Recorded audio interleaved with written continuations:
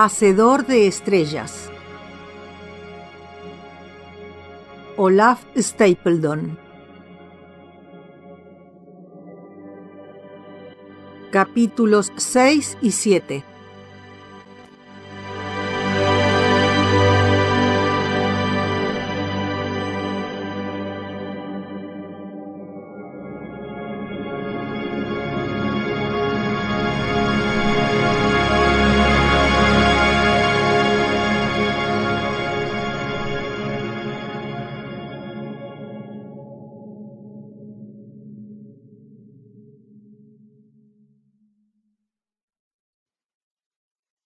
Capítulo 6. Signos del Hacedor de estrellas. No debe suponerse que el triunfo es el destino normal de las razas inteligentes de la galaxia. Hasta ahora he hablado principalmente de esos mundos afortunados de equinodermos y nautiloides que llegaron al fin, triunfalmente, a un estado más despierto. Y apenas he mencionado los cientos, los miles de mundos que terminaron en un desastre. Esta selección era inevitable a causa de lo limitado de mi espacio y porque estos dos mundos, junto con las esferas aún más raras que describiré en el próximo capítulo, iban a tener gran influencia en los destinos de toda la galaxia. Pero había muchos otros mundos de nivel humano y una historia tan rica como los que he descrito hasta ahora. En ellos, las vidas individuales eran tan variadas como en cualquier otra parte, y no menos colmadas de pena o alegría. Algunos de esos mundos triunfaban, otros caían al iniciar la etapa última, rápida o lentamente, y esa caída les prestaba el esplendor de la tragedia. Pero como estos mundos no desempeñaron un papel muy importante en la historia principal de la galaxia, no hablaré de ellos, como tampoco de las aún mayores huestes de mundos que ni siquiera llegaron a un nivel humano.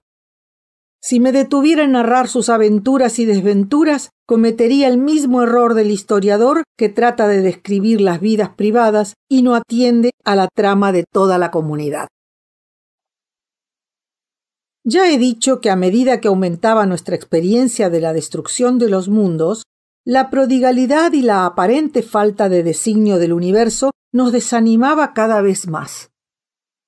Eran muchos los mundos que luego de pasar trabajos y penas parecían alcanzar la paz y la alegría y a los que de pronto se les arrebataba para siempre la copa. A menudo la causa del desastre era algún defecto trivial del temperamento o la naturaleza biológica. Algunas razas no tenían bastante inteligencia, a otras les faltaba voluntad social para resolver los problemas de una comunidad mundial unificada. Algunos eran atacados por alguna bacteria advenediza antes de que la ciencia médica llegara a desarrollarse. Otros sucumbían a los cambios climáticos, otros a la falta de atmósfera. A veces el fin llegaba a causa del choque con densas nubes de polvo o gas o con enjambres de meteoros gigantes. La caída de un satélite destruía no pocos mundos. El cuerpo menor que se había abierto paso durante tanto tiempo entre las nubes de átomos del espacio interestelar, muy rarificadas, pero siempre presentes, perdía al fin su impulso. Su órbita se reducía, al principio lentamente, luego con más rapidez. Provocaba prodigiosas mareas en los océanos del cuerpo mayor y las aguas inundaban muchas tierras civilizadas. Más tarde, a causa de la creciente tensión provocada por la atracción del planeta, la Luna empezaba a desintegrarse.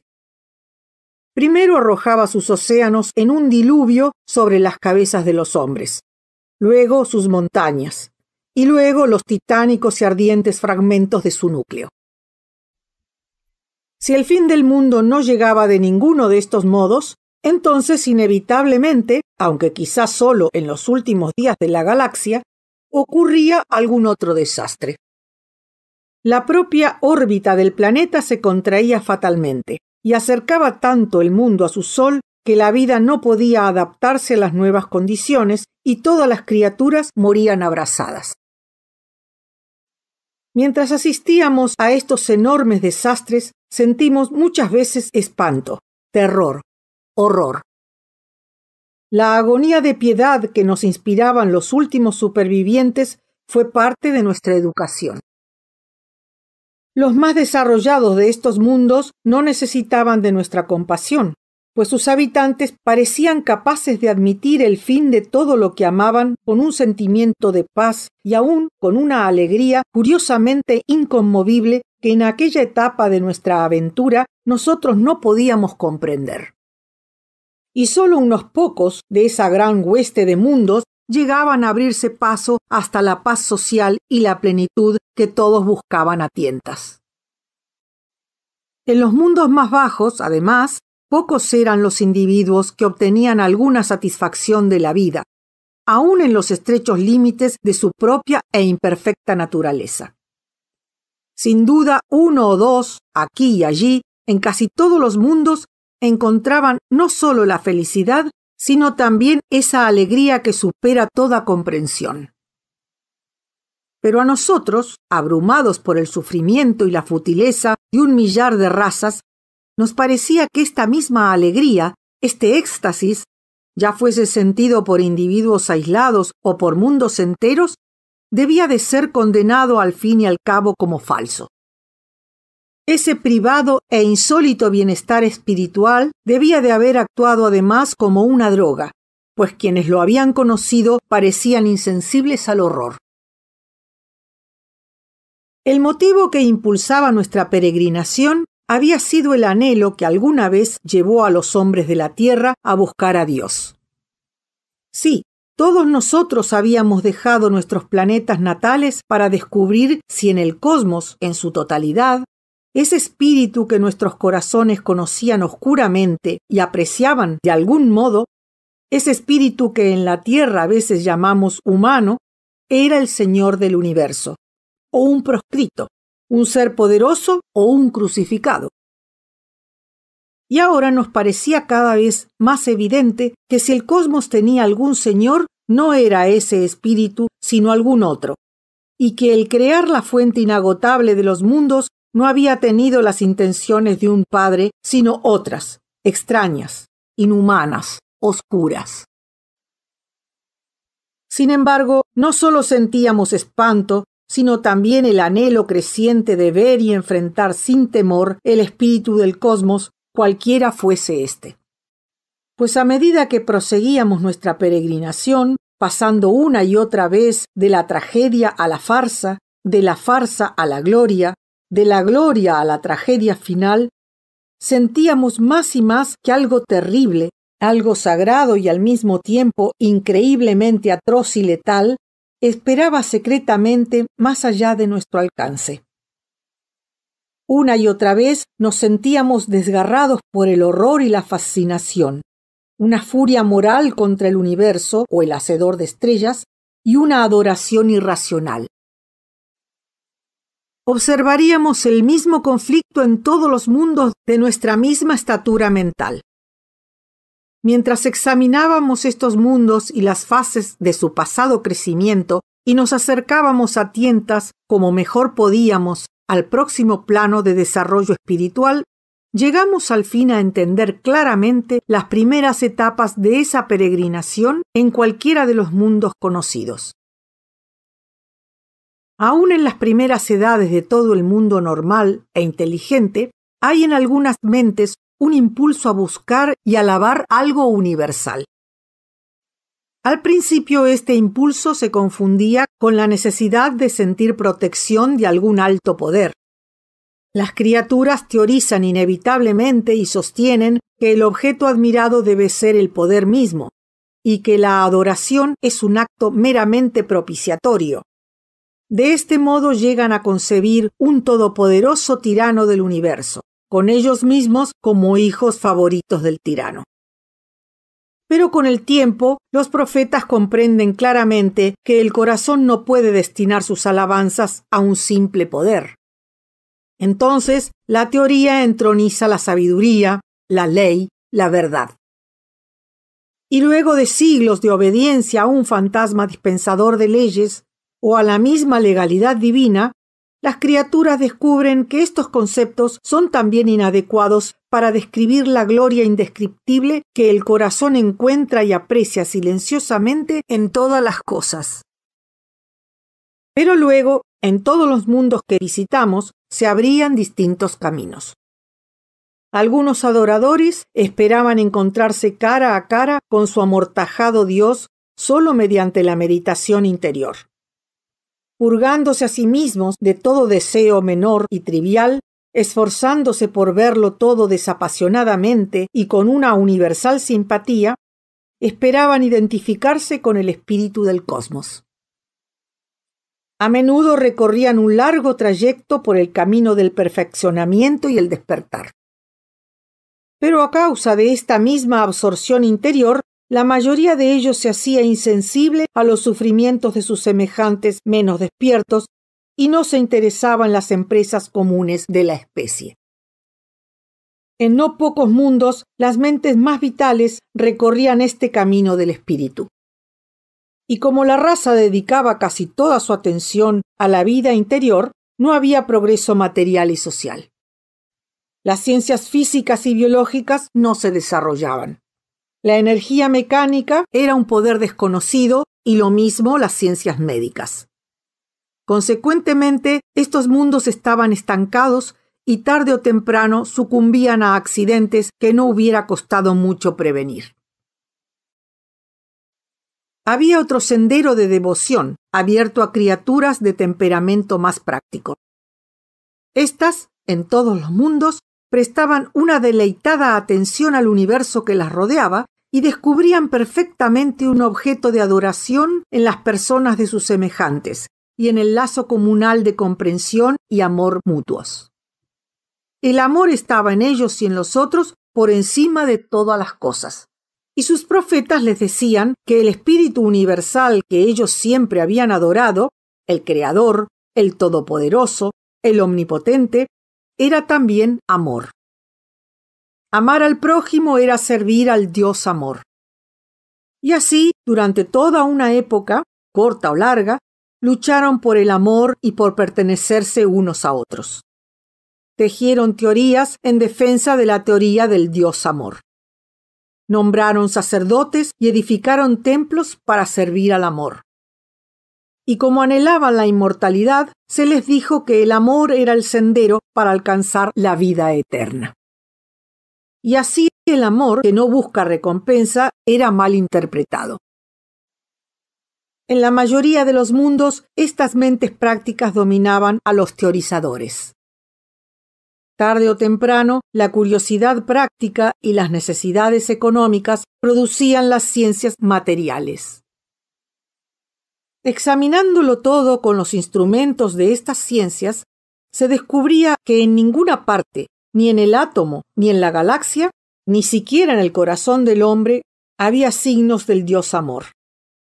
Y con la fiebre de la mecanización y la explotación de los esclavos por los amos, y las pasiones de los conflictos intertribales, y el creciente olvido o endurecimiento de las más despiertas actividades del espíritu, la llamita de la devoción ardía más débilmente en todos los corazones, más débilmente que en ninguna otra época anterior, tanto que ya era irreconocible. Y la llama del amor, sobre la que habían soplado durante siglos forzadas ráfagas de doctrina, fue sofocada por el embotamiento general de las relaciones personales hasta reducirla a un ocasional calor humeante que muchas veces era confundido con una mera lujuria. Furiosos y riendo amargamente, esos seres torturados destronaban entonces de sus corazones la imagen del Dios amor. Y así, sin amor y sin devoción, las desgraciadas criaturas enfrentaban los problemas cada vez mayores de un mundo mecanizado y desgarrado por el odio. Esta era la crisis que nosotros, en nuestros propios mundos, conocíamos tan bien. Muchos mundos, a todo lo largo y ancho de la galaxia, nunca la superaron.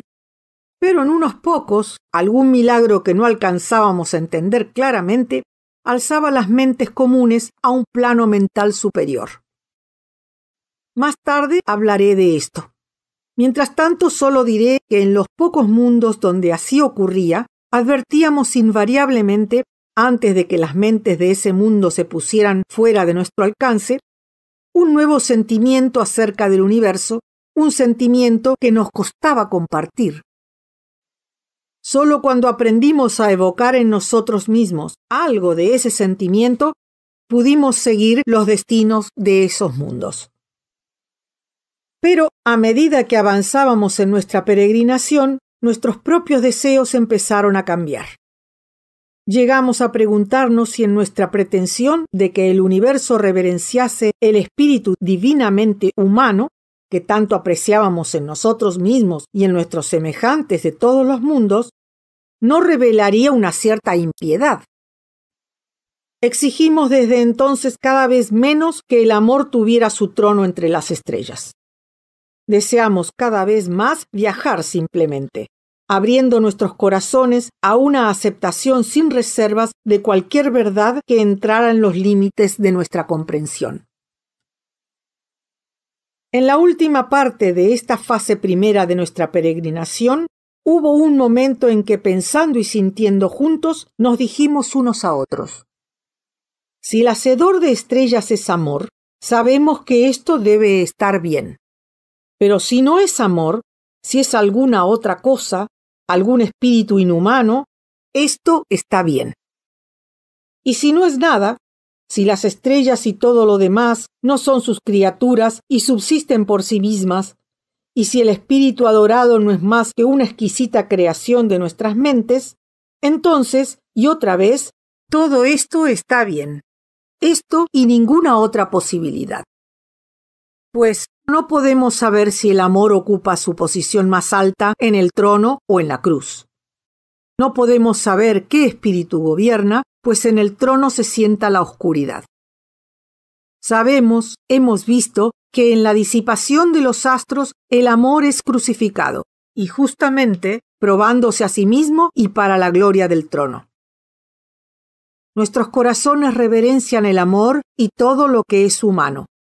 Sin embargo, también saludamos el trono y la oscuridad en el trono. Sea amor o no amor, nuestros corazones lo alaban por encima de la razón.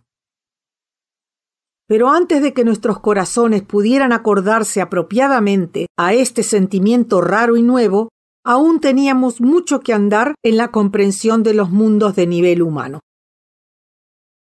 He de intentar ahora describir de algún modo varias especies de mundos muy distintos del nuestro, pero no esencialmente más maduros.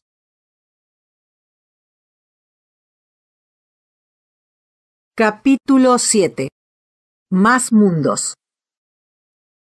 Una raza simbiótica. En ciertos planetas mayores, que a causa de la proximidad del Sol eran de clima mucho más cálido que nuestros trópicos, encontramos a veces una raza inteligente de criaturas parecidas a peces. Nos asombró descubrir que una mentalidad de nivel humano pudiera desarrollarse en un mundo submarino y hasta conociese ese drama del espíritu que habíamos encontrado tan a menudo. En los océanos bajos y consumidos por el sol de esos grandes planetas había una inmensa variedad de ambientes y una gran abundancia de seres vivos. Una vegetación verde que podía ser clasificada como tropical, subtropical, templada y ártica, crecía al sol en los iluminados fondos oceánicos. Había praderas y bosques submarinos. En algunas regiones, las malezas gigantes subían desde el fondo del mar hasta la superficie de las olas. La luz azul y enceguecedora del sol apenas penetraba en estas junglas.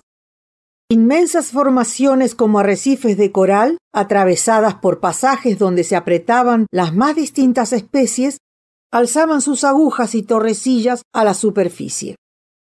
Innumerables clases de criaturas semejantes a peces de todos los tamaños, desde la sardineta a la ballena, habitaban los distintos niveles de las aguas, algunas deslizándose por los fondos, algunas atreviéndose ocasionalmente a saltar al aire tórrido. En las regiones más profundas y oscuras, Huestes de monstruos marinos, sin ojos o luminosos, se alimentaban de la incesante lluvia de cadáveres que caía de los niveles más altos. Sobre este mundo bajo había otros mundos de creciente luz y color, donde brillantes poblaciones tomaban el sol, pacían, acechaban o cazaban rápidas como flechas. En estos planetas las criaturas inteligentes no parecían muy notables. Vivían en comunidad y no eran ni peces, ni pulpos, ni crustáceos, pero tenían algo de las tres.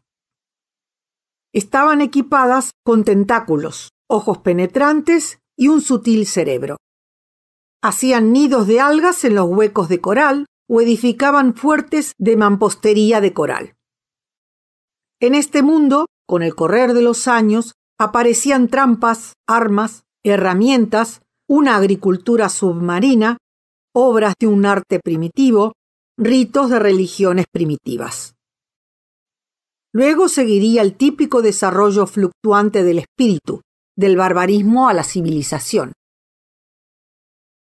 Uno de estos mundos submarinos era excepcionalmente interesante.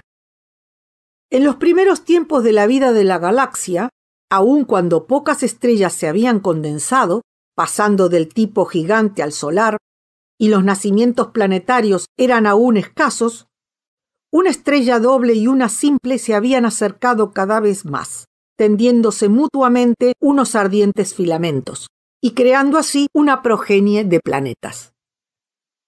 De estos mundos, una esfera inmensa y acuosa produjo con el tiempo una raza dominante que no era una especie solitaria, sino que vivía en íntima relación simbiótica con dos criaturas muy poco parecidas a ella. Una procedía de una especie de peces, la otra parecía un crustáceo. Tenía la forma de un cangrejo con patas como paletas y el caparazón no era quebradizo como el de nuestros crustáceos, sino duro como la piel de un paquidermo. En la madurez, esta piel era bastante rígida, salvo en las articulaciones.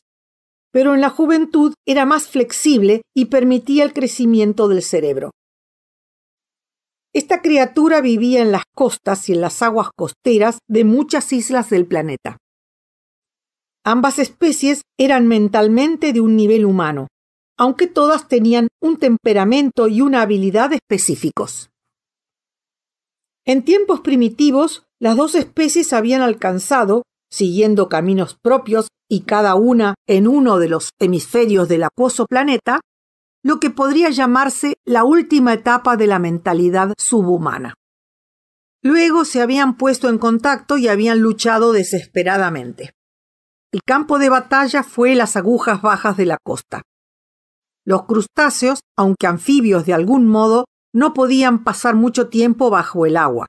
Los peces no podían salir de ella. Las dos razas no eran serias competidoras en la vida económica, pues los peces eran principalmente vegetarianos y los crustáceos principalmente carnívoros. Sin embargo, ninguna podía tolerar la presencia de la otra. Ambas eran suficientemente humanas para entender que la otra era una aristocrática rival en un mundo subhumano, pero ninguna era bastante humana para advertir que la vida les exigía una mutua cooperación. Las criaturas parecidas a peces, que llamaré ictioideos, eran veloces y podían viajar largas distancias. Disfrutaban también de la seguridad del tamaño. Los crustáceos, parecidos a cangrejos, que llamaré aracnoides, disponían de una mayor habilidad manual y tenían también acceso a las tierras secas. La cooperación podía ser muy beneficiosa para las dos especies, pues uno de los alimentos esenciales de los aracnoideos era un parásito de los ictioideos. A pesar de la posibilidad de mutua ayuda, las dos razas lucharon por el total exterminio de la otra y casi tuvieron éxito. Luego de una época de ciega y mutua carnicería, algunas de las menos belicosas y más flexibles variedades de las dos especies descubrieron gradualmente los beneficios de la confraternización con el enemigo. Este fue el principio de una relación muy notable. Pronto los aracnoides aprendieron a cabalgar en los lomos de los rápidos ictioideos y pudieron llegar así a más remotos campos de caza. Pasaron las edades y las dos especies se moldearon mutuamente para formar una bien integrada unión. El pequeño aracnoide, no mayor que un chimpancé, se instaló en un cómodo hueco detrás del cráneo del pez y su espalda se acomodó aerodinámicamente a los contornos de la criatura mayor. Los tentáculos del ictioideo se habían especializado en trabajos rudos, los del aracnoide en tareas minuciosas. Las dos criaturas desarrollaron asimismo una independencia bioquímica. A través de una membrana del lomo del ictioideo se producía un intercambio de productos endocrinos. Este mecanismo permitía al aracnoide transformarse en un animal totalmente acuático. Mientras estuviese en contacto con su huésped, podía permanecer bajo el agua el tiempo que quisiese y descender a cualquier profundidad. Había también entre las dos especies una asombrosa adaptación mental. Los ictioideos se hicieron en general más introvertidos, los aracnoides más extravertidos. Los jóvenes de ambas especies vivían libremente hasta la pubertad, pero cuando empezaban a desarrollar su organización simbiótica, buscaban un compañero de la otra especie. La unión duraba toda la vida y era interrumpida solo por breves relaciones sexuales. La simbiosis misma era una especie de sexualidad contrapuntística, pero una sexualidad de orden puramente mental, ya que, por supuesto, para la copulación o la reproducción, cada individuo debía buscar a un compañero o compañera de su propia especie.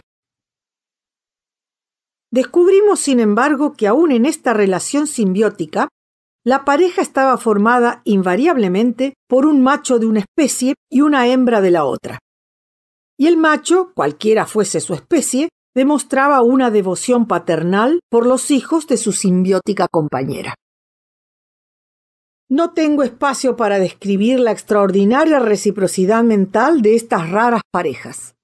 Solo puedo decir que aunque las dos especies eran muy diferentes en equipos sensorios y temperamento, y aunque en algunos casos anormales se producían conflictos trágicos, comúnmente la relación simbiótica era más íntima que la del matrimonio humano y abría a la vez horizontes más amplios al individuo que cualquier amistad entre miembros de las distintas razas humanas. En ciertas etapas del desarrollo de la civilización, mentes maliciosas habían intentado provocar amplios conflictos interespecíficos y habían tenido un éxito temporal. Pero las dificultades alcanzaban pocas veces la gravedad de nuestra guerra de los sexos. Tanto se necesitaban las dos especies.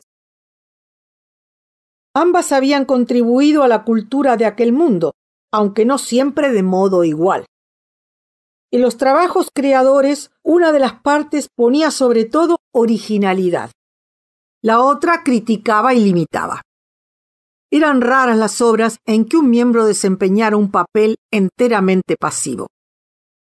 Los libros, o mejor, los rollos, fabricados con pulpa de alga, estaban firmados casi siempre por parejas. En general, los miembros aracnoides dominaban en las artes manuales, la ciencia experimental, las artes plásticas y en la organización social del orden práctico. Los miembros ictioideos se distinguían en los trabajos teóricos, las artes literarias, la música sorprendentemente desarrollada del mundo submarino y en las religiones de tipo más místico. Esta generalización, sin embargo, no debe interpretarse muy estrictamente. La relación simbiótica dio aparentemente a la raza dual una flexibilidad mental muy superior a la nuestra y una más pronta aptitud para la vida en comunidad. La raza dejó atrás rápidamente la fase de los conflictos entre tribus, donde cardúmenes nómadas de parejas simbióticas se asaltaban como regimientos de caballería submarina. Los aracnoides, cabalgando a sus compañeros ictioideos, atacaban al enemigo con lanzas y espadas de hueso mientras las cabalgaduras luchaban con poderosos tentáculos. La fase de guerras tribales fue notablemente breve. Cuando los grupos se arraigaron al fin en distintas regiones y se desarrolló la agricultura submarina y se levantaron las ciudades de coral, la lucha entre ligas de ciudades fue la excepción, no la regla. Ayudada sin duda por su gran movilidad y la facilidad de las comunicaciones, la raza dual creó pronto una federación de ciudades desarmada y mundial. Nos enteramos también con asombro de que en la cima de la civilización premecánica, cuando en nuestros mundos ya una seria resquebrajadura separaba a los amos de los esclavos económicos, el espíritu comunal de la ciudad había triunfado sobre todas las tendencias individualistas. Muy pronto, aquel mundo se transformó en una trama de comunas interdependientes y que sin embargo conservaban su independencia. Pareció entonces que ya no habría más luchas sociales. Pero la crisis más seria de la raza aún no había llegado. El ambiente submarino ofrecía a la raza simbiótica grandes posibilidades de desarrollo. Era posible llegar a todas las fuentes de riqueza. El nivel de población se mantenía en un punto óptimo en beneficio de la armonía del trabajo. El orden social era satisfactorio para todas las clases y parecía muy difícil que cambiara. Las vidas individuales eran variadas y plenas.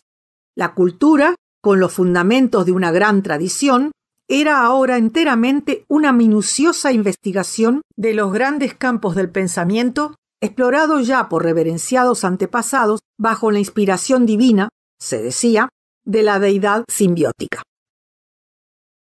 Nuestros amigos en este mundo submarino, nuestros huéspedes mentales, miraban esta edad, desde el punto de vista de su propia época, más turbulenta, a veces con nostalgia, pero más a menudo con horror, pues les parecía ver en ella los primeros débiles signos de la decadencia de la raza.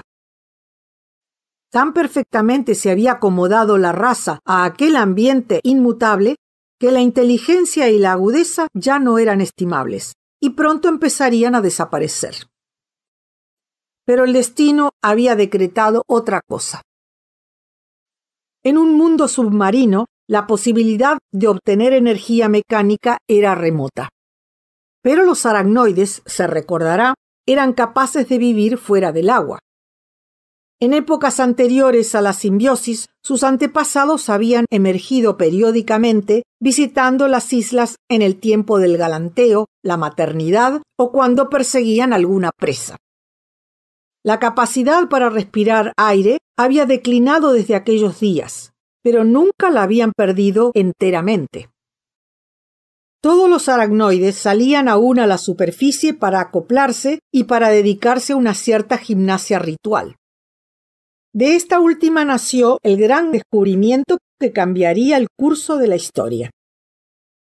En cierto torneo, la fricción de unas armas de piedra al entrechocarse produjo unas chispas y un fuego en las hierbas abrasadas por el sol. En asombrosa y rápida sucesión se conoció la fundición de los metales, la máquina de vapor, la corriente eléctrica. La energía se obtuvo en un principio de la combustión de una especie de turba que la vegetación marina había formado en las costas. Más tarde aún, de unas trampas de luz fotoquímicas que absorbían las pródigas radiaciones solares. Estos inventos fueron, por supuesto, obra de los aracnoides. Los ictioideos, aunque desempeñaban aún un importante papel en la sistematización del conocimiento, estaban excluidos de toda tarea práctica fuera del mar, los experimentos científicos y la invención mecánica. Pronto los aracnoides llevaron cables eléctricos de las fábricas de energía de las islas a las ciudades submarinas. En esta tarea, por lo menos, podían participar los ictioideos, pero su intervención era necesariamente subordinada. Sus compañeros aracnoides los superaban no solo en conocimientos de ingeniería eléctrica, sino también en innata habilidad práctica. Durante un par de siglos o más, las dos especies siguieron cooperando, aunque con una tensión nerviosa cada vez mayor. La luz artificial, el transporte mecánico de mercancías por los suelos oceánicos, la fabricación de artículos en gran escala, animaron inmensamente la existencia en las ciudades submarinas. Las islas estaban cubiertas de edificios dedicados a la ciencia y la industria. La física, la química y la biología hacían grandes progresos. Los astrónomos empezaron a trazar mapas de la galaxia. Descubrieron asimismo que un planeta próximo parecía maravillosamente apto para que se instalaran en él los aracnoides, que sin grandes dificultades, se esperaba, podían acostumbrarse a un clima extraño y divorciarse así de sus compañeros de simbiosis. Las primeras tentativas de vuelo en cohete fueron en parte una tragedia y en parte un éxito. El Directorio de Actividades Extrasubmarinas exigía un notable aumento de la población aracnoide. Inevitablemente, esto provocó un conflicto entre las dos razas y en la mente de cada individuo. Llegamos a ese mundo en el momento en que el conflicto alcanzaba su punto máximo, en una crisis espiritual que en nuestra etapa de novicios nos daba acceso a estos seres. Los ictioideos no habían sucumbido aún biológicamente, pero en el plano psicológico mostraban ya signos de una profunda decadencia mental. Parecían descorazonados, dominados por la lasitud, como ocurre a menudo en esas razas primitivas terrestres que luchan contra la corriente de la civilización europea. Pero como en el caso de los simbióticos, la relación era extremadamente íntima, mucho más que entre los seres humanos más íntimos, la condición de los ictioideos afectaba profundamente a los aracnoides. Y en la mente de los ictioideos, el triunfo de sus compañeros fue durante mucho tiempo causa de aflicción y a la vez de alegría. Todo individuo de ambas especies se sentía desgarrado por emociones antagónicas. Los aracnoides normales ansiaban participar de las aventuras de la nueva vida, y el afecto y la unión simbiótica los impulsaban además a ayudar a que el compañero ictioideo compartiera también esa vida. Además, todo aracnoide comprendía que dependía sutilmente de su compañero, de un modo a la vez fisiológico y psicológico. La conciencia de sí misma que poseía la simbiosis mental, la comprensión mutua entre sus partes y esa contemplación que es tan necesaria a la rectitud y la cordura de la acción, eran sobre todo obra de los ictioideos. Así ocurría que entre los aracnoides habían estallado ya luchas intestinas. Las islas competían unas con otras, lo mismo que las grandes organizaciones industriales. No puedo dejar de señalar que si esta profunda división de intereses hubiera ocurrido en mi propio planeta, por ejemplo, entre los dos sexos, el sexo más favorecido no hubiese titubeado en condenar al otro a la esclavitud. Los aracnoides casi alcanzaron en verdad una victoria semejante.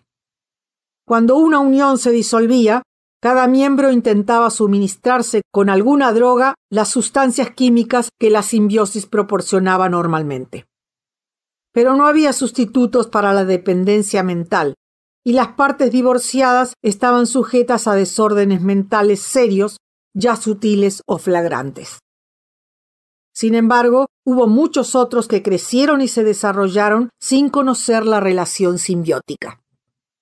La lucha se hizo entonces violenta. Los intransigentes de ambas especies se atacaban entre sí y desafiaban a los moderados. Siguió un periodo de guerras desesperadas y confusas. En cada bando, una pequeña y odiada minoría defendía una simbiosis modernizada en la que cada especie pudiera contribuir a la vida común.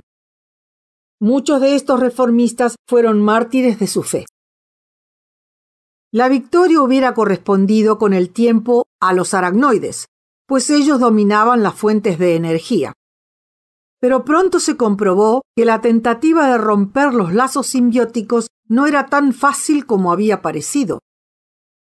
Aún en plena guerra, los comandantes no podían impedir una amplia confraternización entre las fuerzas opuestas. Miembros de las disueltas uniones se encontraban furtivamente para estar juntos unas pocas horas. Criaturas viudas o abandonadas de las dos especies se internaban tímida pero ansiosamente en el campo enemigo en busca de nuevos compañeros. Batallones enteros se rendían con el mismo propósito. Las neurosis causaban más daños a los aracnoides que las armas del enemigo. En las islas, además, las guerras civiles y las revoluciones sociales hacían casi imposible la fabricación de municiones. La facción más resuelta de los aracnoides intentó entonces dar término a la lucha envenenando los océanos. Millones de cadáveres en descomposición que subían a la superficie del mar y eran arrojados a las costas envenenaron a su vez las islas. Los venenos, las plagas y sobre todo la neurosis detuvieron las guerras, arruinaron la civilización y extinguieron casi totalmente las dos especies.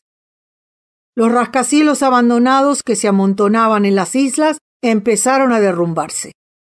La jungla submarina y unos icteóideos subhumanos parecidos a tiburones invadieron las ciudades submarinas.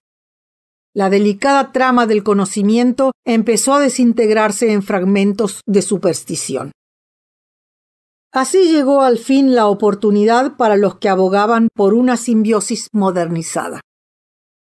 Habían llevado dificultosamente una existencia secreta con sus compañeros en las regiones más remotas e inhóspitas del planeta y salieron audazmente a predicar su evangelio entre los desgraciados restos de la población. Hubo una vertiginosa sucesión de uniones y reuniones interespecíficas. Una agricultura submarina primitiva y la caza mantuvieron con vida a unas pocas gentes diseminadas mientras se limpiaban y reconstruían algunas ciudades de coral y se remodelaban los instrumentos de una civilización débil pero prometedora. Era esta una civilización temporal, sin energía mecánica, pero que se prometía a sí misma grandes aventuras en el mundo superior tan pronto como se establecieran los principios básicos de la simbiosis reformada. Nos pareció que una empresa semejante estaba condenada al fracaso, pues era evidente que el futuro dependía de una criatura terrestre más que de una criatura marina. Pero estábamos equivocados. No hablaré en detalle de la heroica lucha con que la raza remodeló su naturaleza simbiótica para que sirviera a los fines que se había propuesto. La primera etapa fue la reinstalación de fábricas de energía en las islas y la cuidadosa reorganización de una sociedad puramente submarina. Pero esta reconstrucción hubiera sido inútil si no hubiese estado acompañada por un estudio muy cuidadoso de las relaciones mentales y físicas de las dos especies. Había que fortalecer la simbiosis de modo que cualquier lucha interespecífica fuese imposible en el futuro. Las criaturas de ambas especies eran sometidas a un tratamiento químico en la infancia, de modo que los dos organismos se hacían más independientes y la relación más firme. Con un rito psicológico especial, una suerte de hipnosis mutua, toda nueva unión se transformaba en una indisoluble reciprocidad mental. Esta comunión interespecífica que todo individuo experimentaba en su ambiente doméstico fue con el tiempo la experiencia básica de toda cultura y toda religión. La deidad simbiótica, que figuraba en todas las mitologías primitivas, fue entronizada otra vez como símbolo de la personalidad dual del universo, un dualismo, se decía, de creatividad y conocimiento unidos como espíritu divino del amor. Se afirmó que la única meta razonable de la vida social era la formación de personalidades alertas, sensibles, inteligentes y capaces de mutua comprensión, dedicadas al propósito común de explorar el universo y desarrollar las múltiples potencialidades del espíritu humano. los jóvenes eran impulsados imperceptiblemente a descubrir por sí mismos esta meta. Gradualmente y con muchas precauciones, se repitieron todas las operaciones industriales y las investigaciones científicas de la edad anterior, pero con una diferencia. La industria fue subordinada a la consciente meta social. La ciencia, antes esclava de la industria, se transformó en la compañera del conocimiento. Una vez más, crecieron los edificios en las islas con ocupados trabajadores aracnoides.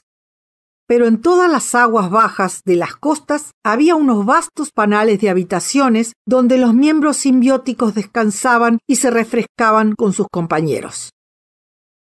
En los abismos oceánicos, las viejas ciudades fueron convertidas en escuelas, universidades, museos, templos, palacios de arte y entretenimiento. Allí crecían juntos los niños de las dos especies. Allí se reunían los adultos en busca de recreo y estímulo. Allí, mientras los aracnoides estaban ocupados en las islas, los ictioideos se dedicaban a la educación y a remodelar toda la cultura teórica del mundo. Pues se sabía ahora claramente que esta especie, por su temperamento y sus talentos, podía contribuir vitalmente en ese campo a la vida común. De ese modo, la literatura, la filosofía, la educación no científica se desarrollaban principalmente en el océano, mientras que en las islas sobresalían la industria, la investigación científica y las artes plásticas. Quizá, a pesar de la estrecha unión de cada pareja, esta rara división del trabajo hubiera renovado tarde o temprano el antiguo conflicto. Pero se hicieron dos importantes descubrimientos. Uno fue el desarrollo de la telepatía. Varios siglos antes de la edad de la guerra se había descubierto que la comunicación telepática entre dos miembros de la misma pareja era realmente posible. Esta vez la comunicación se extendió a toda la raza dual. El primer resultado de este cambio fue un gran acrecentamiento en la facilidad de las comunicaciones entre individuos de todo el mundo, y por tanto un gran aumento de la comprensión mutua y la unidad de los objetos sociales. Pero antes que perdiéramos contacto con esta raza de tan rápido progreso, tuvimos pruebas de que la telepatía planetaria tenía efectos de mucho mayor alcance. A veces, se nos dijo, la comunicación telepática de toda la raza parecía provocar algo así como el despertar fragmentario de una mente mundial común de la que participaban todos los individuos. La segunda gran innovación se debió a la investigación genética. Los aracnoides, a causa de la masa del planeta y sus actividades en tierra firme, no podían desarrollar un cerebro muy complejo y pesado. Pero los ictoideos, que eran ya grandes y vivían en el agua, no estaban sujetos a estas limitaciones. Luego de largos experimentos, a menudo desastrosos, se logró producir una raza de superictioideos. Con el tiempo, toda la población ictioidea estuvo formada por estas criaturas. Mientras tanto, la genética desarrolló en los aracnoides, que se dedicaban ahora a la exploración y la colonización de otros planetas y aquel sistema solar, no una mayor complejidad del cerebro en general, pero sí de aquellos centros especiales que permitían la comunicación telepática. Así, y a pesar de la más simple estructura de sus cerebros, eran capaces de mantener una comunicación total con los compañeros de cerebro muy desarrollado que vivían en los océanos del planeta natal. Los cerebros simples y los complejos formaban ahora un solo sistema, en el que cada unidad, por más sencilla que fuese su contribución, era sensible al todo. En este punto, cuando la original raza ictioidea fue reemplazada por los superictioideos, perdimos contacto con el planeta. La experiencia de la raza dual superaba ahora los límites de nuestra comprensión. La vimos otra vez en una etapa muy posterior de nuestra aventura y en un plano superior de existencia. Estaba comprometida en la vasta empresa común a la que se había lanzado como explicaré luego, la Sociedad Galáctica de los Mundos. En este tiempo la raza simbiótica era una inmensa hueste de aracnoides aventureros distribuidos por muchos planetas y unos 50.000 millones de superictioideos que vivían una vida de deleite natatorio e inmensa actividad mental en el océano del gran mundo natal. Aún en esta etapa, el contacto físico entre los miembros simbióticos tenía que ser mantenido, aunque a largos intervalos. Había una corriente constante de naves del espacio entre las colonias y el mundo madre. Los ictioideos, junto con sus numerosos compañeros de una veintena de planetas, eran la base de una mente racial. Aunque los hilos de la experiencia común eran obra de toda la raza simbiótica, solo los tejían los ictioideos en el primigenio hogar oceánico, en una rama que era luego compartida por todos los miembros de ambas razas. Seres compuestos. A veces, en el curso de nuestra aventura, conocimos mundos habitados por seres inteligentes con una personalidad que no era expresión de un simple organismo individual, sino de un grupo de organismos. En la mayoría de los casos, esta característica había nacido de la necesidad de combinar la inteligencia con el poco peso del cuerpo. En los planetas grandes muy cercanos a su Sol o acompañados por un satélite de gran tamaño, es común que el océano barra las tierras con enormes olas. Periódicamente, vastos territorios se hunden en las aguas o salen a la superficie. En mundos semejantes, la vida en el aire es la más conveniente, pero debido a la fuerza de la gravedad, solo son capaces de volar los organismos pequeños, masas relativamente reducidas de moléculas. Un cerebro suficientemente grande para una actividad humana compleja no podría remontar vuelo. En mundos tales, la base orgánica de la inteligencia era a menudo una banda de criaturas aéreas no mayores que gorriones. Una sola mente individual de nivel humano ocupaba toda una hueste de cuerpos individuales. El cuerpo de esta mente era, pues, múltiple, pero la mente misma era una unidad tan cerrada como la mente del hombre. Como los cardúmenes que giran y nadan velozmente en nuestros estuarios o remontan nuestros ríos, así sobre las aguas que inundaban las regiones cultivadas de esos mundos, maniobraban animadas nubes de aves y cada nube era un centro independiente de conciencia. En algún momento, como nuestras aves zancudas, esas avecillas descendían rápidamente y la masa de la nube se reducía hasta transformarse en una delgada película que cubría el suelo, una suerte de precipitado a orillas de las aguas. La vida en estos mundos estaba rítmicamente dividida por las mareas. Durante las mareas nocturnas, las nubes pájaros dormían en las olas. Durante las mareas diurnas se dedicaban a deportes aéreos y ejercicios religiosos. Pero 2 veces por día, cuando las aguas se retiraban, cultivaban el fuego o realizaban en sus ciudades de células de cemento todas las operaciones de la industria y la cultura. Nos interesó mucho observar que ingeniosamente, antes de que la marea volviera, todos los instrumentos de la civilización eran protegidos de la acción de las aguas. Supusimos al principio que la unidad mental de estas pequeñas aves era de tipo telepático, pero no ocurría así. Se basaba en la unidad de un complejo campo electromagnético y unas ondas de radio penetraban todo el campo. Esas ondas, transmitidas y recibidas por todos los individuos, correspondían a la corriente nerviosa de orden químico que mantiene la unidad del sistema nervioso humano. Todos los cerebros reverberaban con los ritmos etéreos de su ambiente y todos contribuían con su propio tema peculiar a la compleja estructura. Mientras el volumen de la bandada no excediera de los 2 kilómetros cúbicos, los individuos se mantenían mentalmente unidos, y cada uno era como un centro especializado del cerebro común.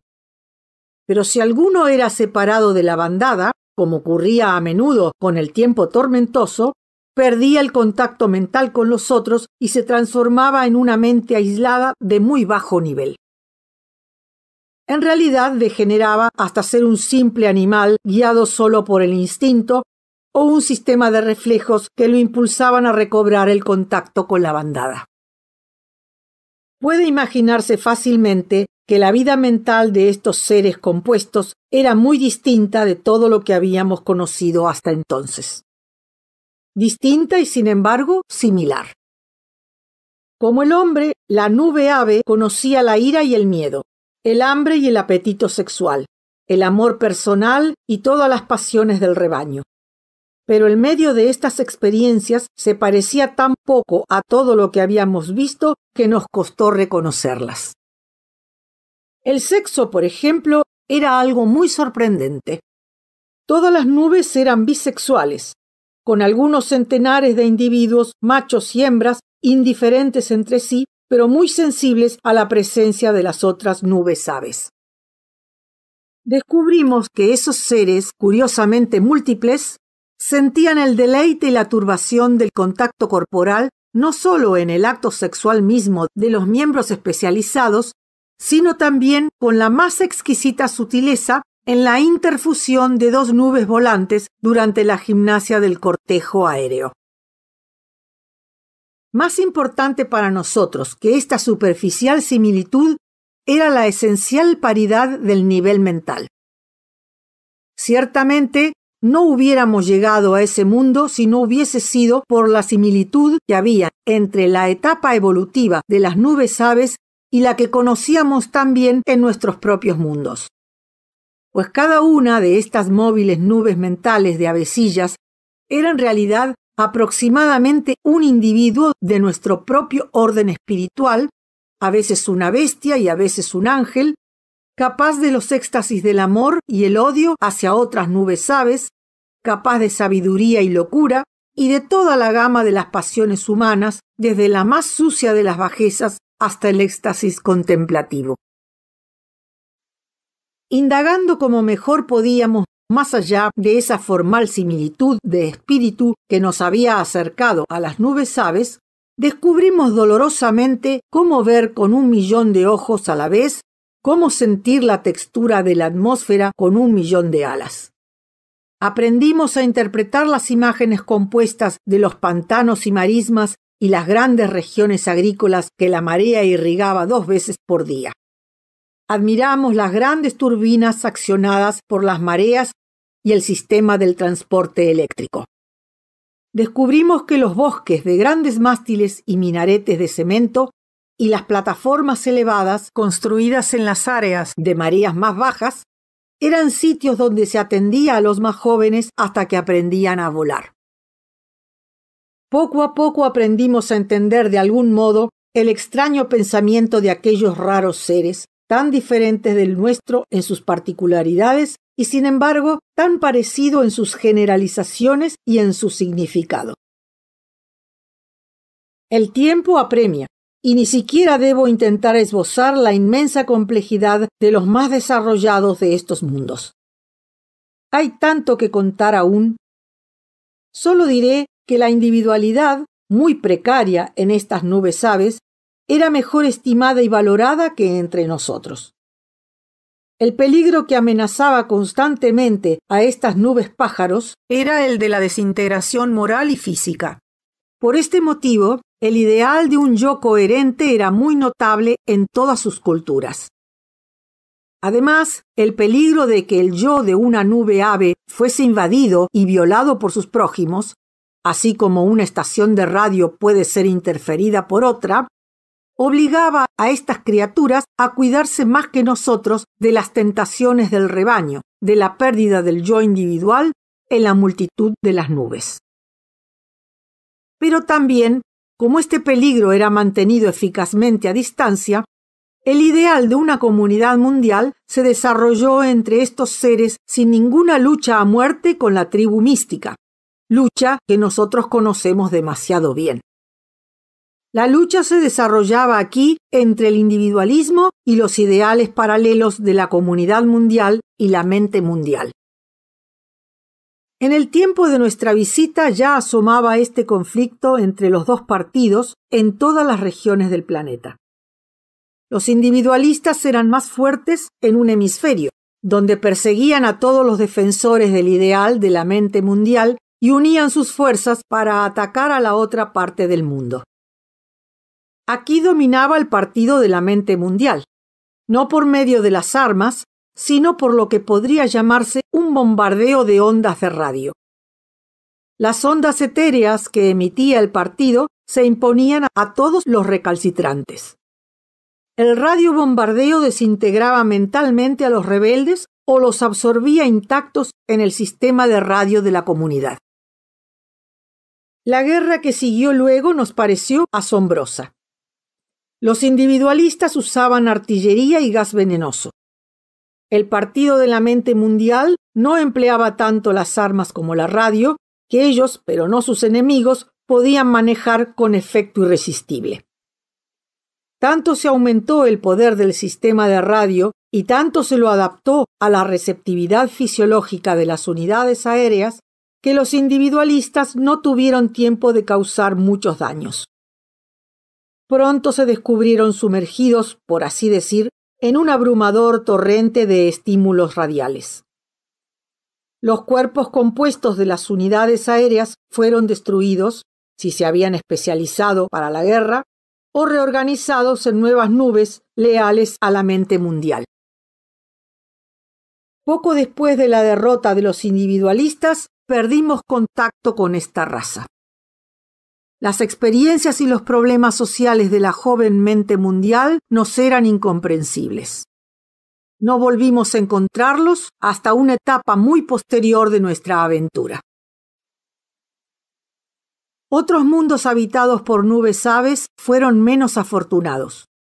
La vida de casi todos, por una causa u otra, terminó con una catástrofe. En muchos, las tensiones del industrialismo o de la inquietud social desencadenaron una plaga de demencia o causaron la desintegración de los individuos en bandadas de animales guiados solo por reflejos. Estas miserables criaturas, que no eran capaces de una conducta independiente e inteligente, fueron diezmadas por las fuerzas naturales o las bestias de presa. Al fin, la escena pareció preparada para que algún gusano o ameba inaugurara otra vez la gran aventura de la evolución biológica hacia la meta de un plano humano. En el curso de nuestra exploración llegamos a conocer otros tipos de individuos compuestos. Descubrimos, por ejemplo, que algunos planetas grandes y secos estaban habitados por criaturas parecidas a insectos, cuyos enjambres sonidos eran el cuerpo múltiple de una sola mente. Estos planetas eran tan grandes que ningún organismo que viviera en la superficie podía ser mayor que un escarabajo, y ningún organismo aéreo mayor que una hormiga. En los enjambres inteligentes que ocupaban en estos mundos el puesto del hombre, los cerebros microscópicos de las criaturas parecidas a insectos cumplían funciones microscópicas y especializadas dentro del grupo, del mismo modo que los miembros de un hormiguero cumplen funciones especiales: el trabajo, la guerra, la reproducción. Todos los individuos eran móviles, pero cada una de las clases desempeñaba un papel neurológico en la vida de la totalidad. Actuaba en verdad como si fuese un tipo especial de células en un sistema nervioso. En estos mundos, como en los mundos de las nubes aves, tuvimos que adaptarnos a la conciencia unificada de los grandes enjambres. Con innumerables patas nos arrastrábamos a lo largo de liliputienses pasajes de cemento. Con innumerables antenas manipulatorias participábamos de oscuras operaciones industriales y agrícolas en la navegación de barcos de juguete por los canales y lagos de aquellos mundos chatos. A través de innumerables ojos multifacéticos cuidábamos las plantaciones de musgo o estudiábamos las estrellas con telescopios y electroscopios minúsculos. La vida de estos enjambres inteligentes estaba tan perfectamente organizada que toda la rutina de los trabajos industriales y agrícolas había llegado a ser inconsciente, desde el punto de vista de la mente del enjambre, como los procesos digestivos en un ser humano.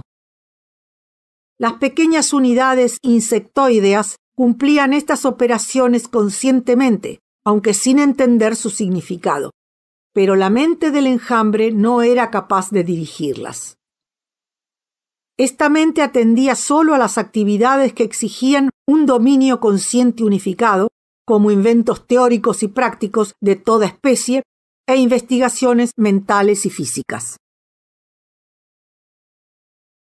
En la época en que visitamos el más sorprendente de estos mundos de insectos, la población estaba organizada en grandes naciones de enjambres. Todo enjambre individual tenía su propio nido, su ciudad liliputiense, de una superficie de algo más de 1 kilómetro cuadrado y con celdas subterráneas, cámaras y pasajes de medio metro de profundidad. Los alrededores se dedicaban al cultivo de unas plantas musgosas. A medida que el enjambre crecía, se fundaban nuevas colonias fuera del radio que dominaba el enjambre padre. Así aparecían nuevos grupos individuales, pero ni en esta raza ni en la raza de las nubes aves había nada que correspondiese a nuestras generaciones sucesivas de mentes independientes. En el interior del grupo mental, las unidades insectoideas morían y eran reemplazadas por nuevas unidades, pero la mente del grupo era potencialmente inmortal. Las unidades se sucedían unas a otras. El grupo persistía. Su memoria alcanzaba el lejano pasado de innumerables generaciones de unidades, aunque era cada vez más débil a medida que retrocedía hasta perderse en los tiempos arcaicos donde lo humano emergía de lo subhumano.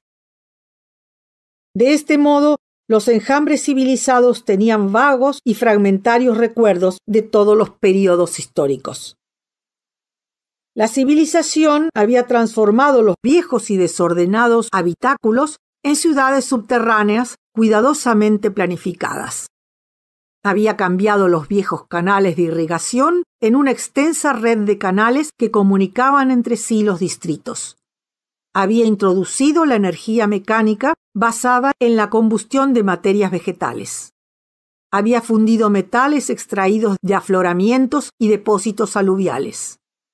Había producido las maquinarias extraordinariamente pequeñas, casi microscópicas, que tanto habían mejorado la comodidad y la salud de las regiones más adelantadas. Había producido asimismo miríadas de minúsculos vehículos que correspondían a nuestros tractores, trenes, barcos. Había creado diferencias de clase entre los grupos individuales que se habían detenido en un estado agrícola, aquellos que eran principalmente industriales y los que se habían especializado en la inteligente coordinación de las actividades de la región. Estos últimos se convirtieron con el tiempo en los tiranos burocráticos de aquel mundo. Debido al gran tamaño del planeta y las dificultades que tenían los viajes largos para criaturas tan pequeñas como las unidades insectoideas, las civilizaciones de ese mundo se habían desarrollado independientemente en una veintena de regiones aisladas, y cuando al fin se pusieron en contacto, muchas de esas civilizaciones ya se habían desarrollado industrialmente y estaban equipadas con las armas más modernas. El lector puede imaginar fácilmente qué ocurrió cuando razas que en la mayoría de los casos pertenecían a distintas especies biológicas y además con costumbres, pensamientos e ideales totalmente extraños, se encontraban de pronto. Sería fatigoso describir las insensatas guerras que siguieron entonces. Pero es interesante notar que nosotros, los visitantes telepáticos de regiones remotas en el espacio y en el tiempo, pudiéramos comunicarnos con estas huestes guerreras más fácilmente que ellas entre sí. y merced a este poder logramos desempeñar un papel muy importante en la historia del planeta. En verdad es probable que nuestra intervención salvara a estas razas de la destrucción mutua. Ocupando algunas mentes claves de los bandos en conflicto, logramos pacientemente que nuestros huéspedes tuvieran alguna comprensión de la mentalidad del enemigo. Y como cada una de estas razas había superado ya el nivel social conocido en la Tierra, y como en relación con la vida de su propia raza, una mente enjambre era capaz de vivir una verdadera comunidad, la comprensión del enemigo como un ser que no era un monstruo, sino especialmente humano, bastó para destruir el deseo de luchar. Las mentes claves de cada bando, iluminadas por mensajeros divinos, predicaron heroicamente la paz. Y aunque muchas de ellas conocieron el martirio, la causa que defendían triunfó al fin. Las razas solucionaron sus conflictos, salvo 2 pueblos notablemente atrasados culturalmente, a los que no pudimos persuadir. Y como estaban muy preparados para la guerra, eran una seria amenaza. Consideraban el nuevo espíritu de paz como mera debilidad de parte del enemigo y estaban determinados a aprovecharlo y a conquistar el resto del mundo. Fuimos entonces testigos de un drama que debe ser increíble para un hombre terrestre. Un drama que nació de la misma lucidez mental que había alcanzado cada una de las razas. Los pueblos pacíficos se atrevieron a desarmarse. Del modo más espectacular y evidente destruyeron sus armas y sus fábricas de municiones. Tuvieron cuidado, además, de que los enjambres enemigos tomados como prisioneros fueran testigos de estos hechos. Luego liberaron a estos cautivos, permitiéndoles que informaran al enemigo. Como respuesta, el enemigo invadió el país desarmado más cercano y se dedicó a imponer una cultura militar como propaganda y persecuciones. Pero a pesar de las ejecuciones y torturas en masa, las consecuencias no fueron las que cabía esperar. Pues aunque el espíritu social de las razas tiranas no estaba más desarrollado que el del Homo sapiens, las víctimas eran de una mente muy superior. La represión no solo fortaleció la resistencia pasiva. Poco a poco, la tiranía empezó a tambalearse. Al fin, de pronto, se derrumbó. Los invasores se retiraron, llevándose con ellos el germen del pacifismo. En un tiempo sorprendentemente corto, el mundo se convirtió en una federación con miembros de distintas especies. Entendí tristemente que en la Tierra, aunque todos los seres civilizados pertenecen a una misma especie biológica, no era posible acabar tan felizmente con las guerras, pues la capacidad de comunidad en la mente individual es aún demasiado débil. Me pregunté también si las razas tiranas de insectoideos no hubieran tenido más éxito en los países invadidos si hubiesen encontrado allí una generación de enjambres jóvenes y maleables. Luego que el mundo insectoideo atravesó esta crisis, desarrolló tan rápidamente su estructura social y el poder de sus mentes que nos fue cada vez más difícil no perder nuestro contacto. Al fin, el lazo se rompió. Pero más tarde, cuando nosotros mismos llegamos a desarrollarnos, pudimos volver a este mundo. De los otros mundos insectoideos, nada diré, pues ninguno estaba destinado a desempeñar un papel importante en la historia de la galaxia. Para completar la imagen de las razas donde la mente individual no tenía un cuerpo único, debo referirme a una especie muy diferente y aún más extraña. En ella el cuerpo individual es una nube de unidades ultramicroscópicas subvitales organizadas en un común sistema de radio. De esta especie es la raza que habita ahora el planeta Marte.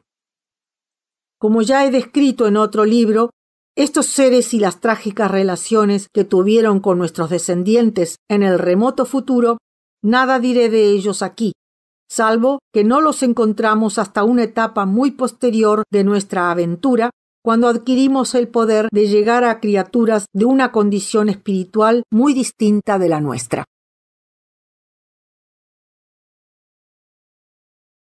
hombres planta y otros.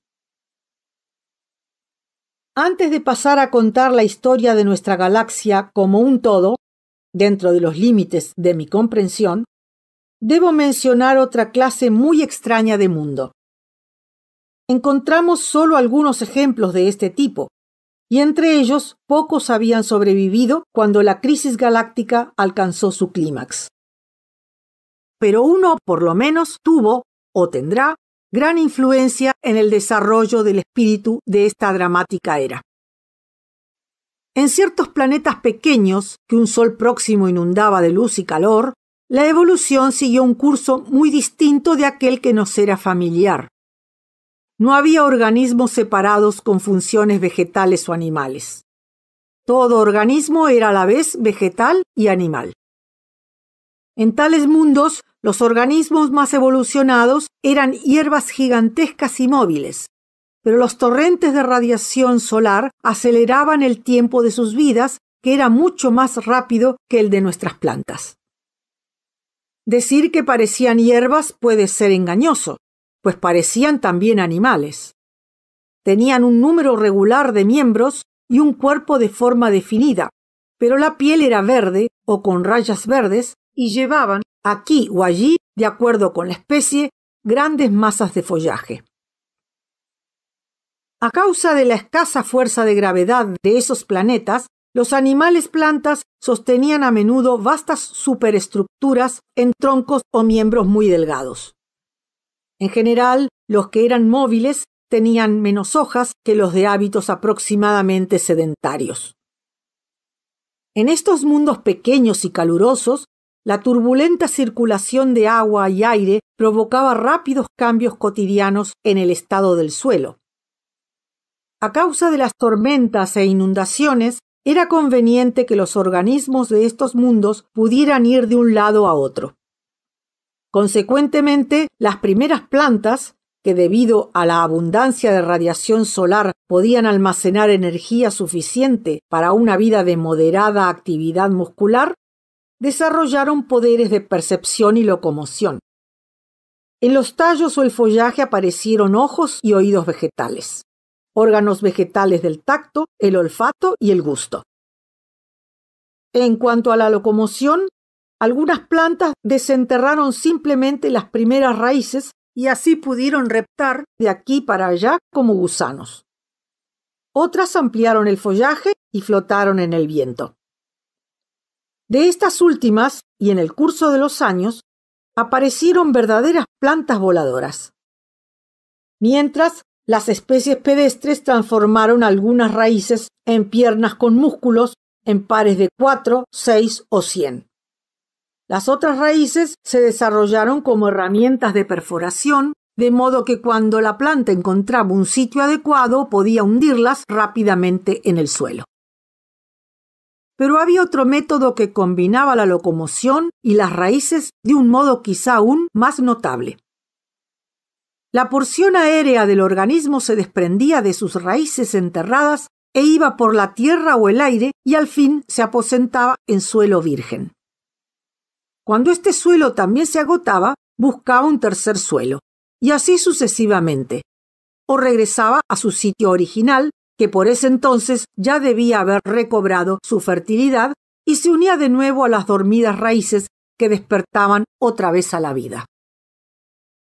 Muchas especies, por supuesto, desarrollaron hábitos predatorios y órganos especiales de ataque, como ramas musculares fuertes como pitones, o espolones y cuernos, o formidables pinzas dentadas. En estas criaturas carnívoras, el follaje era muy reducido y podían echarse cómodamente las pocas hojas a la espalda. En las bestias de presa más especializadas, el follaje atrofiado solo tenía un valor decorativo. Sorprendía ver cómo el ambiente imponía a estas criaturas formas que recordaban las de nuestros tigres y lobos. Y era también interesante notar que una excesiva adaptación para la defensa y el ataque arruinaba especie tras especie, y cómo al fin la inteligencia humana aparecía en una criatura inofensiva de aspecto muy poco imponente, cuyas únicas virtudes eran la sensibilidad y la comprensión, que mostraban ante el mundo material y sus semejantes. Antes de describir el florecimiento de la humanidad en estas especies de mundos, debo mencionar un grave problema que encuentra la evolución biológica en todos los planetas pequeños, a menudo en los primeros tiempos. Ya habíamos advertido este problema en la otra Tierra. Debido a la escasa gravitación y el perturbador calor del Sol, las moléculas de la atmósfera escapan fácilmente al espacio. La mayoría de los mundos pequeños, por supuesto, pierden todo el aire y el agua mucho antes de que la vida alcance un nivel humano, y a veces antes de que esa vida aparezca. Otros, menos pequeños, pueden conservar la atmósfera en una primera época, pero más tarde, a causa de la constante contracción de sus órbitas, se calientan tanto que no pueden retener más las moléculas furiosamente agitadas de la atmósfera. En los primeros eones de estos planetas se desarrolla un gran número de seres vivos que luego es destruido por la desnudación y la desecación progresivas del planeta. Pero en los casos más favorables, la vida es capaz de adaptarse progresivamente a las condiciones cada vez más severas. En algunos mundos, por ejemplo, apareció un mecanismo biológico donde los restos de la atmósfera fueron retenidos en el interior de un poderoso campo electromagnético generado por la población del planeta. En otros se eliminó totalmente la necesidad de atmósfera.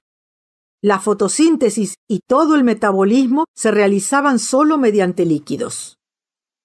Los últimos escasos gases eran conservados en forma de solución, almacenados entre las raíces en grandes formaciones esponjosas recubiertas con una membrana impermeable. Ambos métodos biológicos se encontraban ya en uno, ya en otro de los mundos de plantas animales que habían alcanzado un nivel humano. No tengo espacio aquí para detenerme en más de un ejemplo. El más significativo de estos mundos notables, un mundo que había perdido toda su atmósfera en una época anterior a la aparición de la inteligencia. Entrar en este mundo y conocerlo a través de los extraños sentidos y el extraño temperamento de las criaturas nativas fue de algún modo más sorprendente que todas nuestras anteriores exploraciones.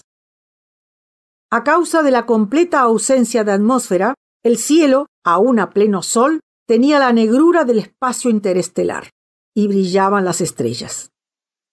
Además, como la fuerza de gravedad era escasa y no había aire, agua ni hielo que moldeasen la contrahecha y arrugada superficie del planeta, el paisaje era una masa de pliegues montañosos, antiguos volcanes apagados, corrientes y montículos de lava solidificada y cráteres abiertos por el impacto de meteoros gigantes. Ninguno de estos accidentes había sido suavizado por influencias atmosféricas y glaciales. Por otra parte, las tensiones de la corteza del planeta, que cambiaba constantemente, habían dado a las montañas unas formas fantásticas, similares a las de nuestros témpanos. En nuestra propia Tierra, donde la gravedad, ese galgo incansable, retiene a su presa con una fuerza mucho más poderosa, nunca hubieran sido posibles esos delgados despeñaderos coronados de pesados pináculos. Las superficies expuestas de las rocas estaban enceguecedoramente iluminadas debido a la ausencia de atmósfera. Las hendiduras y todas las sombras eran negras como la noche. Muchos de los valles habían sido convertidos en reservas, que parecían reservas de leche, pues en las superficies de estos lagos había una gruesa capa de una sustancia blanca y viscosa para prevenir las pérdidas por evaporación. Alrededor se apretaban las raíces de las raras criaturas de este mundo, como troncos de árboles talados, cubiertos todos por la sustancia blanca. No había un metro de suelo que no estuviera utilizado de algún modo, y supimos que aunque partes de este suelo eran resultado natural de la acción del aire y el agua en épocas pretéritas, casi todas tenían origen artificial. Habían sido preparadas mediante un proceso de minado y pulverización. En los tiempos primitivos, y en verdad durante toda la evolución prehumana, la lucha por disfrutar del raro suelo de este mundo había sido uno de los principales estímulos para el desarrollo de la inteligencia. Durante el día se podía ver a las móviles plantas humanas en los valles con su follaje extendido al sol. Solo de noche se les veía moverse, caminando sobre las rocas desnudas u ocupadas con máquinas y otros objetos artificiales, instrumentos de esa civilización. No había edificios, no había refugios techados para protegerse de las inclemencias del tiempo, pues no había inclemencias del tiempo. Pero en las llanuras y las mesetas de roca se amontonaban toda clase de artefactos ininteligibles para nosotros. El hombre planta típico era un organismo erecto como nosotros. La cabeza terminaba en una gran cresta de plumas verdes que podía plegarse como una apretada planta de lechuga o abrirse para recibir el sol. 3 ojos multifacéticos miraban desde debajo de la cresta. Bajo los ojos había 3 miembros parecidos a brazos, verdes y serpeantes, que se ramificaban en las puntas. El tronco, delgado, plegadizo, con grandes anillos que se metían unos en otros cuando la criatura se inclinaba hacia adelante, terminaba en 3 pies. 2 de ellos eran también bocas, que podían succionar savia de las raíces o materias extrañas. El tercero era un órgano de excreción. El precioso excremento no era nunca desperdiciado y pasaba al suelo por una juntura especial entre el tercer pie y la raíz. En los pies tenían órganos del gusto y también oídos. Como no había aire, el sonido no se propagaba por encima del suelo. De día la vida de estos curiosos seres era principalmente vegetal, de noche animal. Todas las mañanas, luego de una noche larga y fría, la población entera se encaminaba hacia sus dormitorios de raíces. Cada individuo buscaba su propia raíz, se fijaba a ella y se quedaba allí a la luz del día tórrido con las hojas extendidas. Dormía hasta la caída del sol, no con un sueño profundo, sino en una suerte de trance, de especie meditativa y mística que en edades futuras sería un manantial de paz para muchas razas. Mientras duraba el sueño, las corrientes de savia subían y bajaban por el tronco, llevando sustancias químicas entre las raíces y las hojas, inundando a la criatura con oxígeno concentrado, eliminando desechos catabólicos. Cuando el sol desaparecía una vez más detrás de los despeñaderos, desplegando durante un momento un abanico de ardientes prominencias, la criatura despertaba, doblaba las hojas, cerraba los conductos de las raíces y salía a ocuparse de los asuntos de la vida civilizada. Las noches de este mundo eran más brillantes que nuestros claros de luna, pues nada ensombrecía la luz de las estrellas y había varias constelaciones que colgaban en el cielo nocturno. Sin embargo, para ciertas operaciones delicadas se utilizaba la luz artificial, que tenía sobre todo el inconveniente de dar sueño al trabajador. No trataré ni siquiera de esbozar la extraña y rica vida social de estos seres. Solo diré que aquí, como en cualquier otro sitio, encontramos todos los temas culturales conocidos en la Tierra, pero también que en este mundo de planetas móviles todo parecía traspuesto a una clave extraña, un modo que nos dejaba perplejos. Como en cualquier otro sitio, encontramos aquí una población de individuos ocupados hondamente en la tarea de conservar su propia vida y la vida de la sociedad. Así encontramos egoísmo, odio, amor, las pasiones de la masa, curiosidad intelectual. Y aquí, como en todos los otros mundos que habíamos visitado hasta entonces, encontramos una raza en los umbrales de la gran crisis espiritual que ya conocíamos en nuestros propios mundos y que nos servía de vehículo para nuestro contacto telepático con otros mundos. Pero aquí la crisis había asumido un estilo diferente. En verdad, nuestra capacidad de exploración imaginativa había empezado a crecer. Haré a un lado todo lo demás y trataré de describir esta crisis, pues es importante para la comprensión de asuntos que superan los intereses de este pequeño mundo. No entendimos realmente el drama profundo de esta raza hasta que llegamos a apreciar el aspecto dual de una mente que era de naturaleza animal-vegetal. Brevemente, la mentalidad de los hombres plantas expresaba la cambiante tensión de los dos aspectos de su propia naturaleza. El aspecto animal, activo, afirmativo, objetivamente inquisitivo, moralmente positivo, y el vegetal pasivo, subjetivamente contemplativo y devotamente aquiescente. Por supuesto, la especie había logrado dominar este mundo gracias a la actividad animal y la inteligencia humana práctica. Pero en todas las épocas, esta voluntad práctica había sido templada y enriquecida por una suerte de experiencia que es raro encontrar entre los hombres. Todos los días, a lo largo de las edades, estas criaturas habían rendido su febril naturaleza animal no solo a ese sueño inconsciente o poblado de sueños que conocen los animales, sino a una clase especial de conciencia que, reconocimos, pertenecía al mundo de las plantas. Extendiendo sus hojas, habían absorbido directamente el elixir esencial de la vida que los animales reciben solo de modo indirecto con la carne de las presas. Así, parecían mantener un inmediato contacto físico con el manantial de la vida cósmica. Y este estado, aunque físico, era también de algún modo espiritual y tenía profunda influencia en la conducta de las criaturas.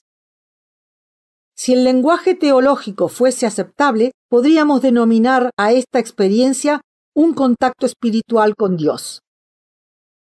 Durante las ocupaciones nocturnas, iban de un lado a otro como individuos aislados, sin experimentar de un modo inmediato la fundamental unidad de la especie, pero por lo común el recuerdo de la vida diurna evitaba que cayeran en los peores excesos del individualismo. Tardamos mucho en comprender que aquel peculiar estado diurno no era simplemente la unidad mental de un grupo, ya fuese una tribu o una raza. No era esa la condición de las unidades aéreas en la nube pájaro, ni de los mundos mentales telepáticamente constituidos que desempeñaron un notable papel en la historia de la galaxia, como descubriríamos más tarde. El hombre planta no conocía en su vida diurna las percepciones y pensamientos de sus semejantes, alcanzando así una conciencia más comprensiva y discriminatoria del ambiente y el cuerpo múltiple de la raza. Al contrario, ignoraba completamente toda la condición objetiva, salvo aquella corriente solar que le bañaba el extendido follaje. Y esta experiencia le permitía vivir en un éxtasis constante de cualidad casi sexual, un éxtasis donde sujeto y objeto parecían ser idénticos, un éxtasis de unión subjetiva con la oscura fuente de toda vida finita. En este estado el hombre planta podía meditar en su activa vida nocturna y entender más claramente que durante la noche la complejidad de sus propios impulsos. En su modo diurno no habría juicio moral alguno sobre sí mismo o los otros. Revisaba mentalmente todas las gamas de la conducta humana con una alegría desinteresada y contemplativa, como si esa conducta fuese simplemente un factor más en el universo. Pero cuando llegaba otra vez la noche, con su activo modo nocturno, la serena comprensión de sí mismo y de los otros que había alcanzado en el día parecía arder en un fuego de censura y alabanza moral. En la larga vida de esta raza había habido siempre una cierta tensión entre los dos impulsos básicos que animaban su naturaleza. El desarrollo cultural había sido más notable en las épocas en que ambos impulsos se habían manifestado vigorosamente sin que ninguno predominara sobre el otro. Pero, como en otros mundos, el desarrollo de la ciencia natural y la producción de energía mecánica de origen solar había causado graves confusiones mentales. La fabricación de innumerables implementos de lujo, o que solo servían para hacer la vida más cómoda, la expansión de los ferrocarriles eléctricos por todo aquel mundo, el desarrollo de las radiocomunicaciones, el estudio de la astronomía y de la bioquímica mecanicista, las urgentes exigencias que llevaban a la guerra o a la revolución social, todas estas influencias fortalecían la mentalidad activa y debilitaban la contemplativa. El clímax apareció al descubrirse que era posible prescindir enteramente del sueño diurno. Los productores de la fotosíntesis artificial podían ser inyectados rápidamente en el cuerpo vivo todas las mañanas, de modo que el hombre planta dedicaba así prácticamente todo el día al trabajo activo. Muy pronto se desenterraron las raíces de la gente y se las utilizó en las fábricas como materia prima. Su función natural había terminado. No debo perder tiempo en describir la pesadilla que vivió entonces ese mundo. Al parecer, la fotosíntesis artificial, aunque mantenía el vigor del cuerpo, era incapaz de producir alguna vitamina esencial para el espíritu. La enfermedad del robotismo, una vida puramente mecánica, se extendió por toda la población. Sobrevino, por supuesto, una fiebre de actividad industrial. Los hombres plantas daban vueltas al planeta en toda clase de vehículos de propulsión mecánica, se adornaban con los últimos productos sintéticos, utilizaban como energía el calor volcánico central, consumían el ingenio en destruirse unos a otros y se lanzaban febrilmente a otras 1000 actividades en busca de una beatitud que no alcanzaban nunca. Luego de indecibles sufrimientos, se empezaron a entender que todo aquel modo de vida era ajeno a la naturaleza esencial de la especie, una naturaleza de planta. Conductores y profetas se atrevieron a condenar la mecanización y la cultura científica e intelectual que dominaba entonces y se pronunciaron contra la fotosíntesis artificial. En ese tiempo casi todas las raíces de la raza habían sido destruidas. Pero la ciencia biológica se volvió a la tarea de generar nuevas raíces para todos, a partir de los escasos ejemplares que habían quedado en el mundo. Poco a poco, la población pudo volver a la fotosíntesis natural. La vida industrial se desvaneció como escarcha al sol.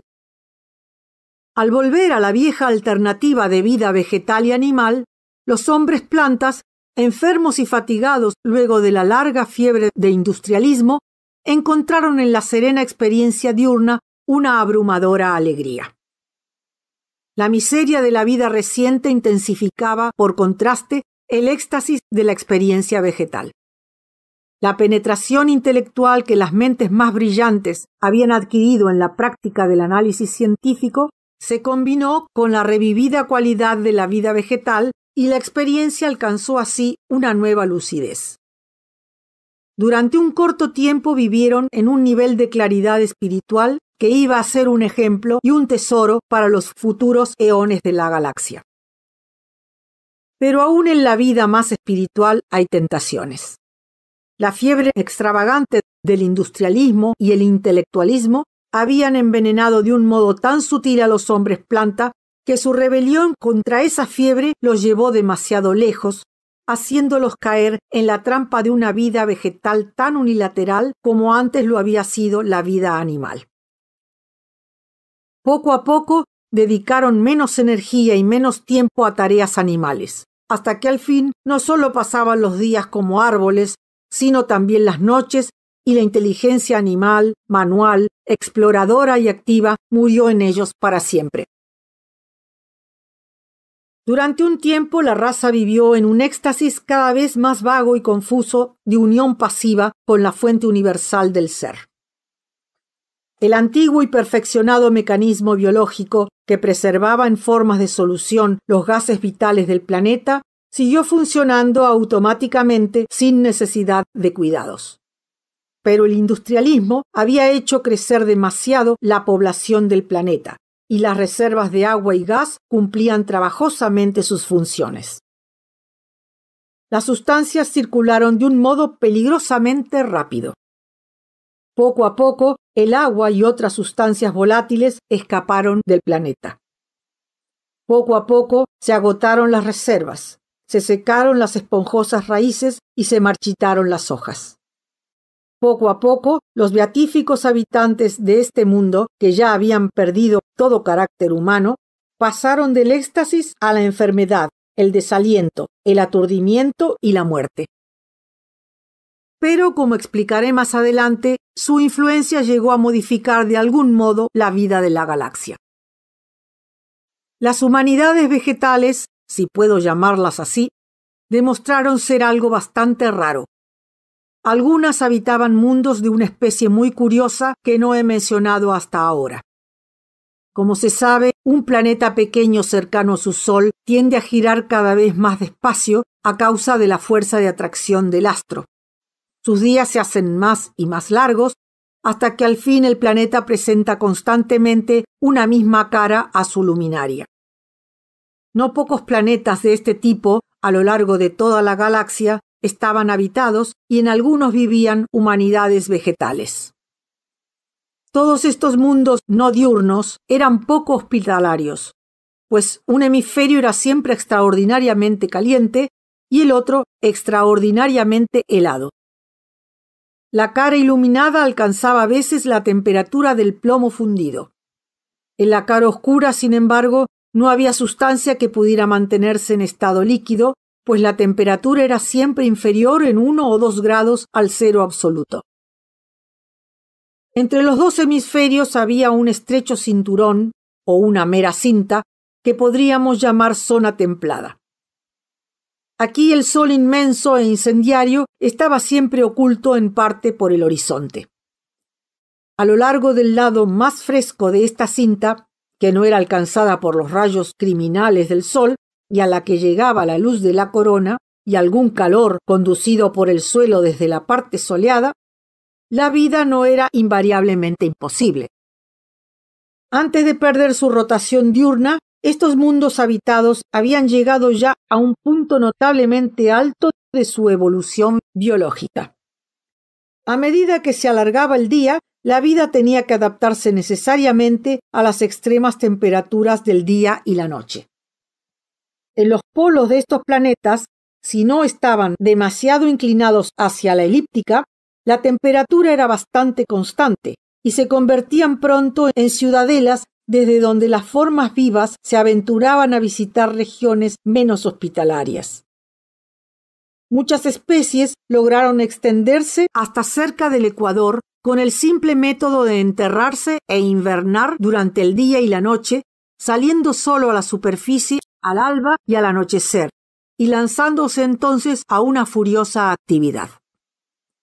Cuando los días tuvieron la duración de los viejos meses, algunas razas que habían desarrollado rápidos medios de locomoción corrían simplemente alrededor del planeta, siguiendo la puesta del sol y el amanecer. Era raro ver cómo las más ágiles de estas especies ecuatoriales corrían por las llanuras a la luz horizontal del sol. Sus patas eran a menudo tan altas y delgadas como los mástiles de un navío. De cuando en cuando se desviaban extendiendo los largos cuellos para alcanzar a alguna escurridiza criatura o arrancar un bocado de hojas. Esa constante y rápida migración hubiese sido imposible en mundos menos ricos en energía solar. Una inteligencia humana nunca hubiera podido desarrollarse en estos mundos si no hubiera aparecido antes de que los días y noches fuesen excesivamente largos y las diferencias de temperatura excesivamente grandes. En los mundos donde los hombres planta y otras criaturas habían conocido la civilización y la ciencia antes de que la rotación se hubiera retardado de modo notable, se hicieron grandes esfuerzos para adaptar la vida a la creciente inclemencia del ambiente. A veces la civilización se retiró a los polos, abandonando el resto del planeta. A veces se construyeron habitaciones subterráneas en otras regiones, y los habitantes salían a la superficie solo en los crepúsculos para cultivar la tierra. A veces un sistema de ferrocarriles a lo largo de las paralelas de la latitud llevaba a una población migratoria de un centro agrícola a otro siguiendo la luz crepuscular. Al fin, sin embargo, cuando el movimiento de rotación cesó del todo, la civilización fijó sus raíces en la cinta estacionaria que dividía el día de la noche. Por este tiempo, si no antes, la atmósfera había desaparecido también. Como puede imaginarse, una raza condenada a luchar por su supervivencia en estas tan arduas circunstancias no podía mantener una vida mental muy rica y delicada.